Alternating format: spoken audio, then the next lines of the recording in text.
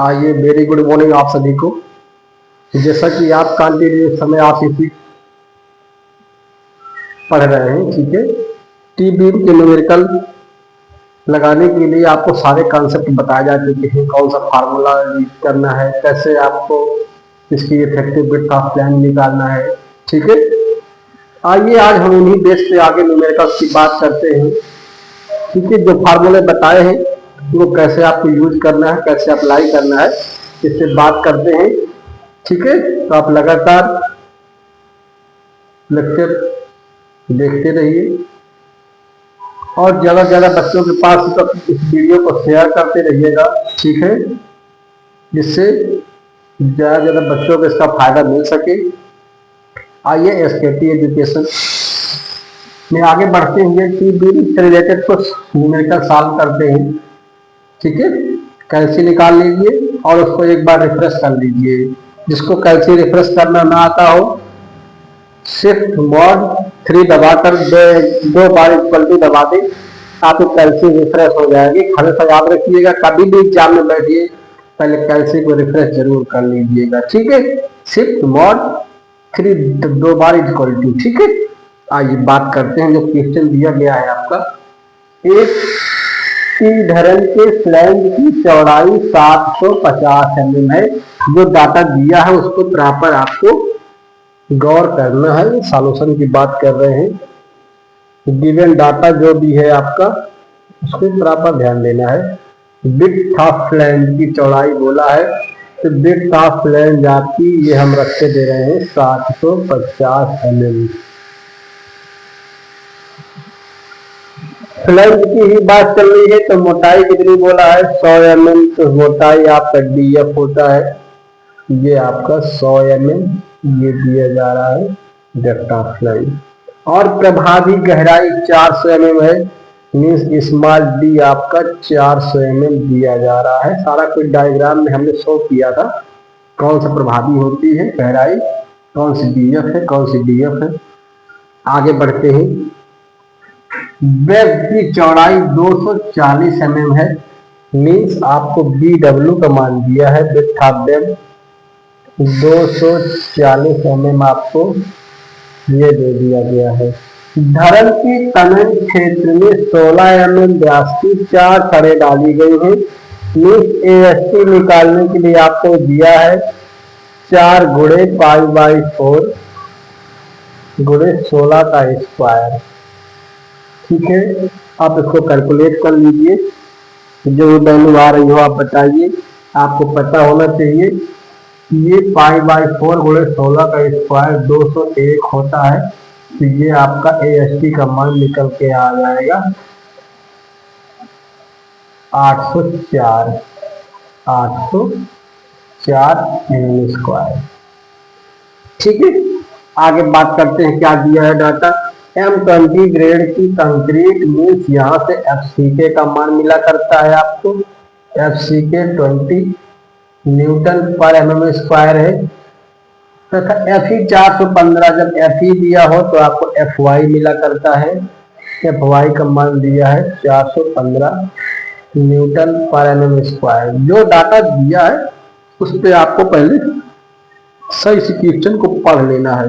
सही से आपने क्वेश्चन पढ़ लिया, समझिए आपका सवाल हो गया, ठीक है। आपको ऑटोमेटिक पता चल जाएगा डाटा क्या दिया है, क्या निकालने के लिए कैसा फार्मूला अप्लाई करना पड़ेगा, ठीक है। तो ये सब डाटा को हमने नोट कर लिया। अब हमें सबसे पहले ये चेक करना है कि आपकी बीम किस प्रकार की है ये, ठीक है। न्यूट्रल एक्सिस जेड में स्थित है कि न्यूट्रल एक्सिस फ्लैंज में स्थित है, उसके लिए आपको पता है XU और XU मैक्स का मान देख लीजिए। तो XU का मान भी केवल देख लेंगे तो आपको यहाँ से ये तो पता है ना DF का मान, ये पता है कि DF का मान ये भी कम आएगा, XU ज्यादा आएगा तो बेड में स्थित होगा। XU का मान कम आएगा, DF ज्यादा आएगा तो बेड फ्लैंज में स्थित होगा, ठीक है। तो सबसे पहले हम इसमें निकाल लेते हैं, XU का मान निकाल लेते हैं। MU आपसे पूछा है, क्या पूछा है, MU प्रतिरोधाघूर्ण आपसे पूछा है, ठीक है। चलिए बात करते हैं एक्स यू निकाल लेते हैं। हम फिलहाल इस तरह के केसों में यही मान के चला करते हैं कि फ्लैंज में स्थित है, ठीक है। हाँ, एक्स यू इक्वल टू, आपको फार्मूला पता होना चाहिए कितना होता है, 0.87 F Y A S T upon 0.36 F C K B होता है। सब लोगों ने इसको कई बार इस फार्मूले को आपने पढ़ा होगा, ठीक है। अब यहाँ पे आप टी बीम पढ़ रहे हो ना, तो टी बीम में देखो केवल बी तो आप कहीं दिया नहीं गया है, इसलिए बी को देखेंगे। इस बी एफ का मान आपको नोट रखना है कि बी एफ यहाँ पे यूज होता है, रखो भी, लेकिन वैल्यू आपको इसकी ही रखना है। सारी वैल्यू उठा के रख दीजिए। 0.87 गुणे एफ वाई का मान आपको 415 दिया ही है, ए एस टी आपने निकाल ही लिया है 804, और ये वैल्यू आपकी देखिए 0.36 गुणे, ये एफ सी के का मान 20 था, तो 20 गुणे बी एफ का मान 750 है।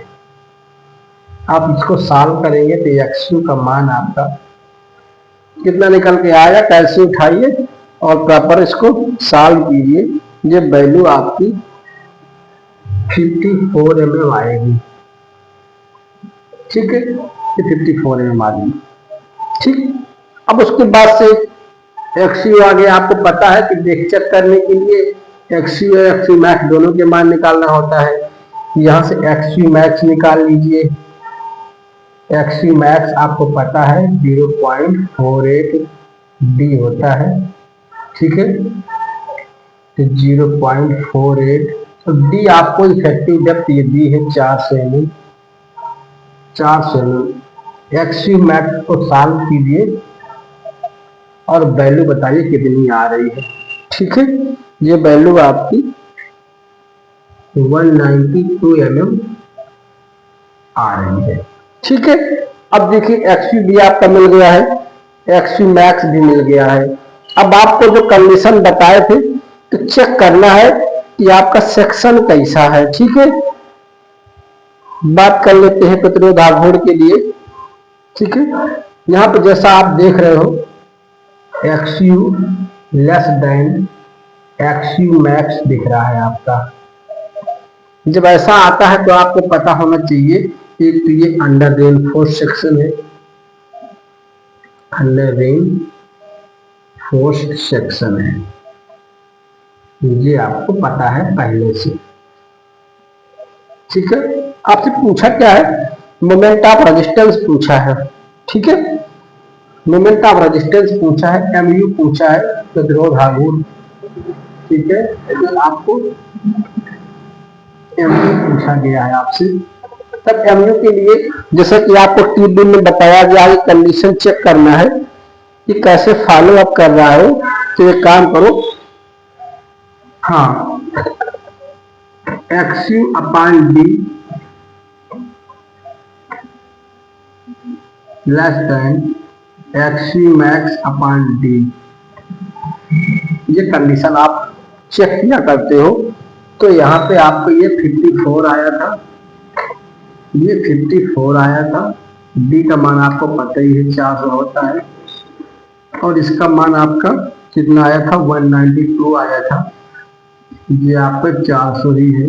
दोनों को कंपेराइज कर लो, ऑलरेडी कंडीशन ऐसे ही फॉलो करेगी। ये 0.13 कुछ आ रहा है, देख लीजिए, कैलसी उठा के प्रॉपर सॉल्यूशन कीजिए।